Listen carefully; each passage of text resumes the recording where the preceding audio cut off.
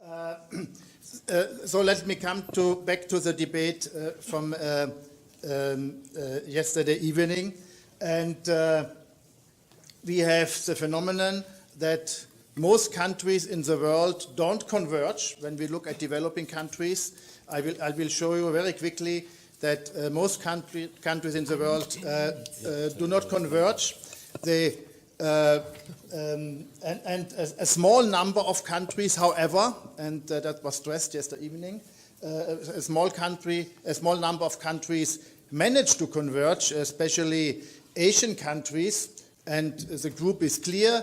It is the old tiger, South Korea, Taiwan, but also now China.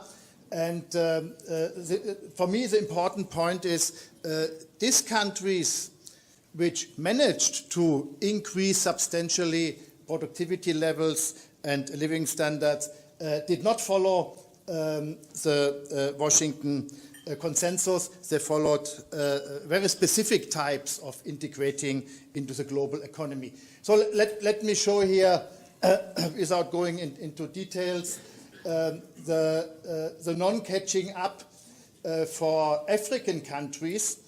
So this is real GDP of these countries in percent of US GDP. So you could say this is also giving you the productivity gap or the living standard gap, of course, the average for the whole country. This is South Africa, not developing good way, Botswana, relatively good. So actually, Africa, there's not much convergence. This is Latin America. For example, the red line is Brazil. As you can see, for a long period, no convergence, just the opposite. And what seems to be important here, the globalization phase obviously did not improve the chances for convergence. Here we have maybe the more extreme cases, India, Bangladesh, Pakistan. India developed a little bit. We have now 5–6% in relation to US GDP per capita.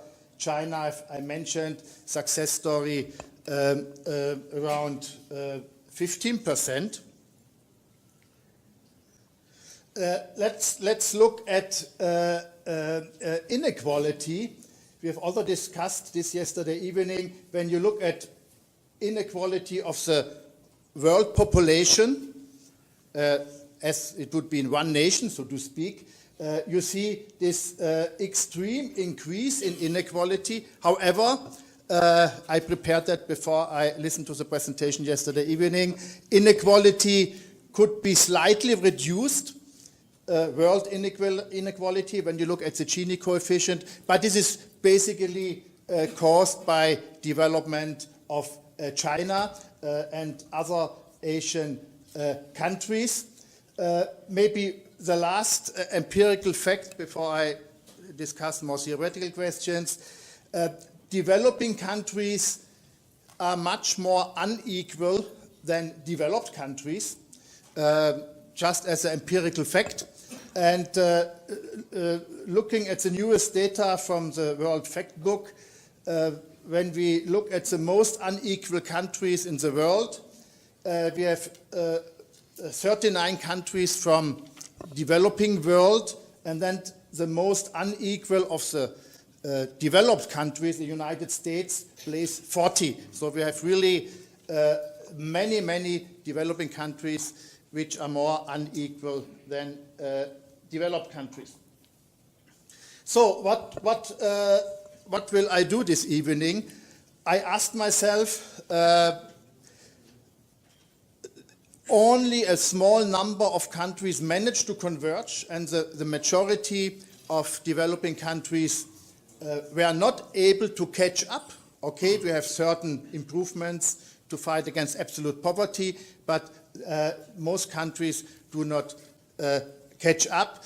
And I asked myself, what can economists tell you? How can economists explain the lack of upgrading. And actually, we have a whole range of theoretical approaches, and I will go through these approaches, and they all explain in different ways why developing countries do not catch up. What seems to be important for me, these theoretical approaches do not contradict against each other, so a country can suffer from all of these problems. And some countries maybe suffer only from one or two of these problems, but we have many, many countries suffering from all of these problems, and then I think there's a very good explanation why these countries do not develop. Let's come to the story you all know, the Friedrich List against David Ricardo. I think Heckscher-Ohlin model does not tell us much because it assumes the same technology in all countries. When we look at Ricardo, free trade, then we have, I think, the really basic argument that free trade leads to a distribution of labor in which less developed countries concentrate on low-tech, labor-intensive productions, and they concentrate on productions which not create the sufficient dynamic compared to the developed world. Actually, when we look at this Ricardo example, before and after trade, we very easily can show that when trade started, the productivity level in the developing country goes down because the country concentrates on the low-tech, labor-intensive production. There's a lot of research, also empirical research in international institutions, Dani Rodrick, etc., and it's pretty clear it is a wrong strategy to specialize. If a country wants to develop, you have to diversify your industries. You have to have as many industries as possible. So this Ricardo recommendation, or let's say the market forces which work according to the Ricardo model, I think Ricardo was right, leads to a specialization which does not lead to development. So to develop, you have to get the prices wrong. You have to give fundamentally different incentives. Let me come to the second theoretical approach, more modern approach, this global value chains. We had several presentations here also about that. We had in the 90s this revolution, not only the Washington Consensus, but also the revolution in transportation technology and information technology, and all led to a situation that production processes are cut in tasks, and these tasks are allocated all over the world. And of course, less developed countries take over low value creating tasks, and we have this nice curve here, sometimes called smile curve, but I called it exploitation curve. So the developing countries take over the low value adding tasks, and all high value adding tasks are taken over by lead firms in developed countries. And what we have here, so to speak, developing countries do not only produce the low-tech products, no, they produce the low-tech tasks in producing the low-tech products. So this seems to be the problem. And what also seems to be of key importance here, we have this extreme asymmetric power relationship. When you look at the literature about this, we have monopsonistic structures. All the income, value capture, the income flows to the lead firms in developed countries. This might be one of the arguments why the profit share goes up. And there is a very low incentive, also empirically very low incentive, that lead firms really transfer technology to these countries. They want to have low-tech, cheap productions. To a certain extent, technology may be transferred, but it's not sufficient to catch up. Let's come to premature industrialization. I think also a very interesting empirical fact, for example, stressed by Dani Rodrick, but also by others. When you look at the population when industrial production peaks, then you look at the now developed countries, as what was around 30%. But now look at India or Ghana, Nigeria. So in many developing countries, the peak in manufacturing is reached very, very early. What is the problem? Just telling you Rodrick's argument. The problem is these countries never built up a dynamic sector which could develop technology, productivity. And just listen today to a presentation in which it became clear that a lot of, especially the high-tech services, depend on a dynamic industrial sector. So these countries may have big problems to catch up because industrial sector still seems to be of key importance for catching up. In addition, Rodrick argues these countries have a low chance to develop trade unions.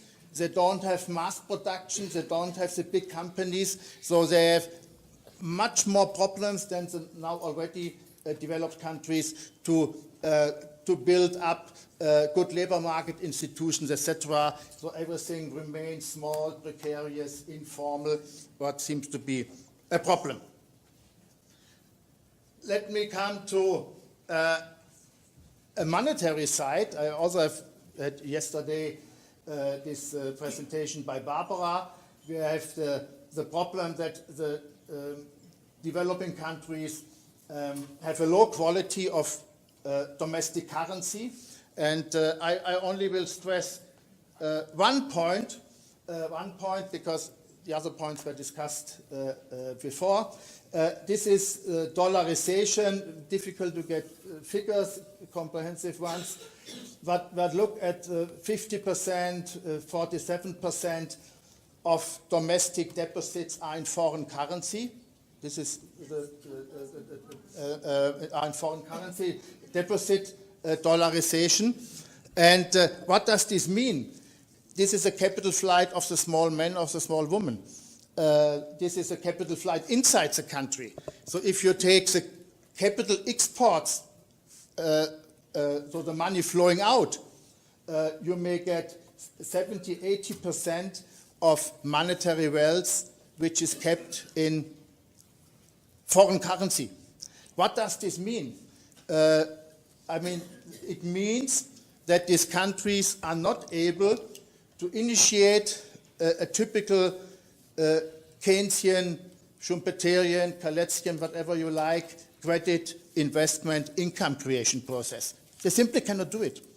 If the central bank finances a healthy investment dynamic, and we know credit expansion leads to monetary wealth of the household sector by companies, and 70–80% are exchanged in foreign currency, immediately you get such a pressure on the exchange rate that the central bank has to stop this expansion. So there's a real problem that these countries cannot really use this typical expansion mechanism. They can do it for a certain period of time if they have sufficient foreign capital inflow, but then we have also problem with currency mismatch, etc. So I will not go into the whole debate of Dutch disease, but I think we all know countries with a lot of natural resources are confronted with very volatile price developments, but usually they are heavily overvalued, especially for the industrial sector.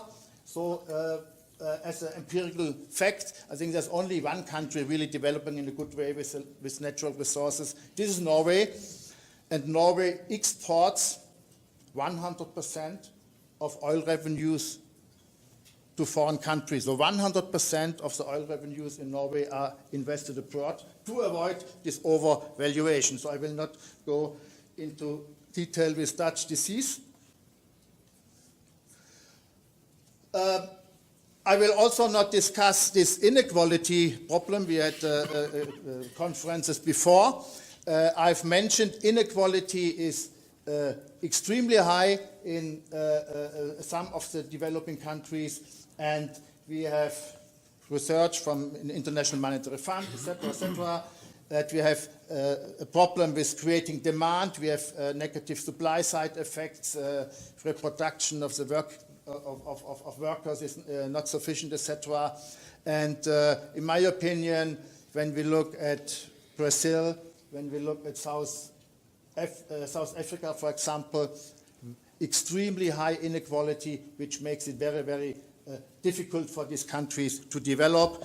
And for me, it's an open question whether China can overcome this problem, because China also moved to the group of countries with very, very high inequality. So, what kind of development traps do we have? I think we have 4 traps, and they are also discussed in literature.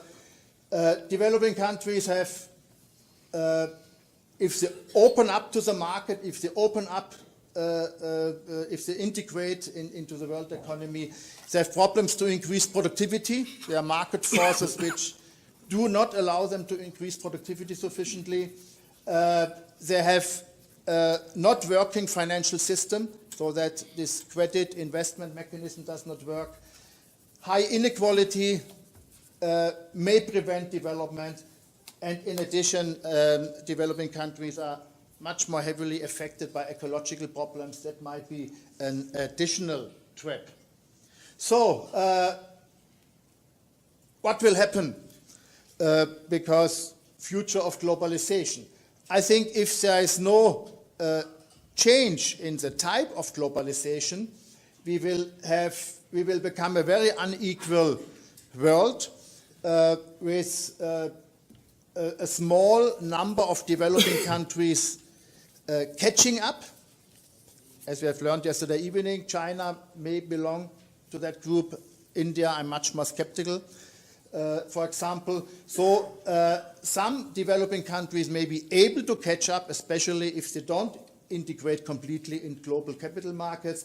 But many, and the majority of developing countries will not develop. So we will have a globalization project which is unstable for reasons we know here, and at the same time a situation that most of developing countries have no chance to develop, because they are affected by 1 or 2 or 3 of the problems I have mentioned.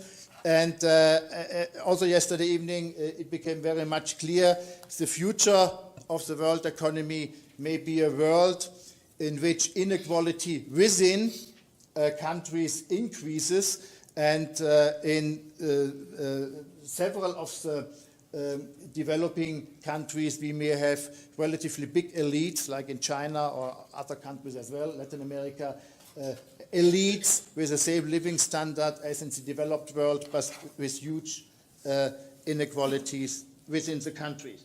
So let me come, what to do? What to do?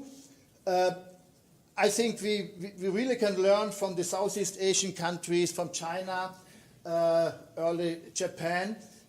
Only a regulated type of economic development, a regulated type of capitalist system can lead to development. That means the first important element for development is regulated trade. So regulated trade in the way that trade really has to add to development and not in this logic from Ricardo, comparative advantage, the global value chains, preventing trade. There's a big debate, I don't want to go into this debate, about massive industrial policy.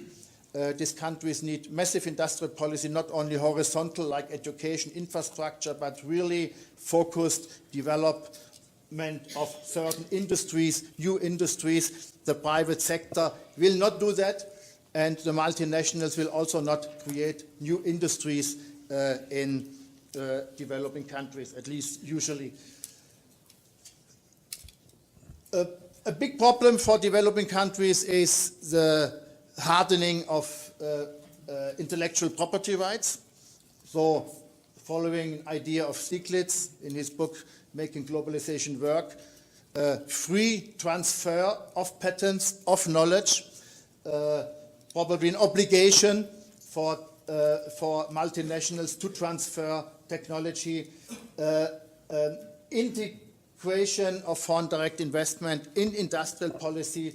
It's a disaster that we have so many bilateral trade agreements which do not allow the countries any longer to regulate foreign direct investment. For example, of key importance is local content and also regulations to transfer knowledge. Otherwise, it will not happen. Then, different area, I think capital flows have to be controlled, as China is doing it, as the Southeast Asian countries did it. So control of capital flows. There's also a lot of research, even in the International Monetary Fund, that an open capital account does not contribute to development. It contributes to instability. It does not contribute to development. So control, regulation of capital flows. In the ideal case, the world economy should go in a direction to create a new type of Bretton Woods system with managing current accounts and managing capital flows. In addition, many more global institutions are needed for global governance. I have no time to go into detail. And also radical ecological change. I think developing countries may not be able to trigger the ecological change. Maybe the leading countries have to do that. I'm many times in China. The Chinese want to live like in the United States, so that's a dream. So they want to copy what happens in the leading countries. Maybe we should start here. So,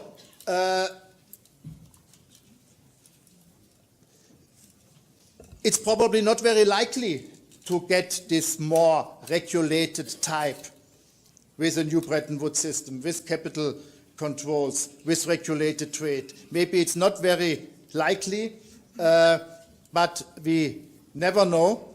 Sometimes changes happen quickly, and I think we should follow Gramsci's philosophy, pessimism of the intellect and optimism of the will. So I finish now. Thank you.